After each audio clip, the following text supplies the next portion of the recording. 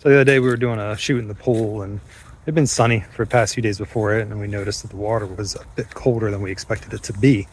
So I figured I would take a look at that today and see what was going on. So we have our solar heaters, so those should be running fine. So let's take a look in the shed and see what we got. So here's the solar array back here on the back of the property. It's a nice 60-foot long solar array. So we did ground mounted instead of roof mounted because I don't mount anything on my roof. And the sensor is, as you can see, not there. So I'm pretty sure this happened when they were mowing the property the other day. They were trimming back here around the solar panels. They do every few times, and I think they accidentally hit it with the trimmer. So not a huge deal. We can definitely fix it. So I went ahead and got a new sensor for it. Just bought it off Amazon. It's the Pentair sensor, so it goes with the controller unit that we have. And I'm going to go ahead and show you guys how to wire this in. So the first thing we're going to do is we're going to clean up these wires. So you can kind of see it definitely got chewed up by something. So I'm definitely thinking that was the trimmer. So we're going to cut the cord back a little bit. I've got a lot of extra up under here, and the new cord has a ton on it also. So we're going to cut this back a little bit, remove some of the sheathing, and get these new wires exposed. So these right here, these are just butt connectors. You see them typically in more of like car electrical systems. So I do have a bunch of those. So we're going to go ahead, wire the new one in, and hopefully it'll start working for us. Now I've just gone ahead and just temporarily wired these in.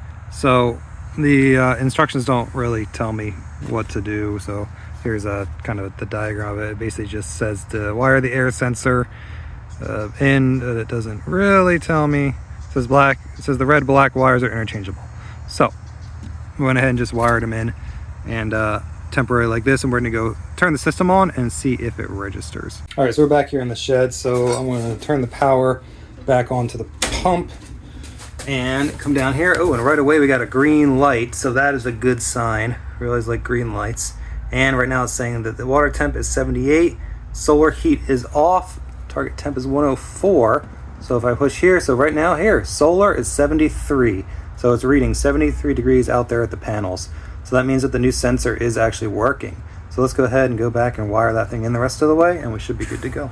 All right, so here we go. So we got it all wired in with the butt connectors. So butt connectors generally you would go wire on this side, and then the other wire would come on this side to connect up. But because the wires on the sensor were so small, they're definitely a couple gauges smaller than the other wires coming in here from the actual controller. I opted to twist them together and then put them in one side here, and then clamp them like that. That way they're actually going to stay secured. So next up, I'm going to come in with some electrical tape, wrap all this up nice and good so it stays nice and secure and clean, and then we're going to mount the sensor. All right, so there it is. So we got that all nice and neat. So I opted to basically just tape the whole entire section up there just to keep any water from getting in it. So when I remount this, originally it was mounted right here, and you can see, so it's got some sun right here in this spot. If I remounted it like right there, it's got some sun right this second. But just looking at like the shade and the trees and all that, I'm almost wondering if maybe I should mount it down there a little bit further. You can see it's a little bit sunnier down there in that spot. So I think we're gonna do that. I'm just mount it down a little bit further and just see if we can get a little bit more sunlight on this, because when I feel the panels, they've got a little bit of warmth to them. The sensor is showing that it is 73 right in this spot here. Water temperature is 78, and I really want to get this thing heated back up.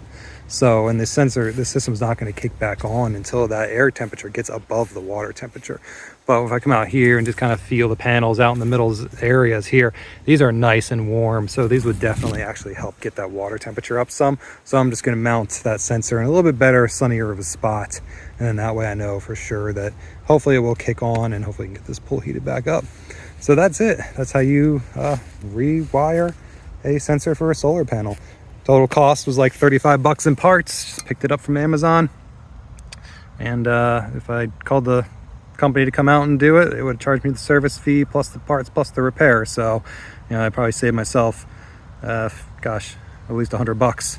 All right, so we're done. So I hope that's helpful. A little tip for anybody out there. If you ever, if you have a solar panel and you see that it's throwing an error like that, just think that the sensor is probably gone or it's broken. So pretty easy fix. You could do it yourself if you're handy and you have the tools, or you could call a professional. It's always my recommendation if you don't really know what you're doing or you're not sure how to get into it. always call the pros. See you guys next time.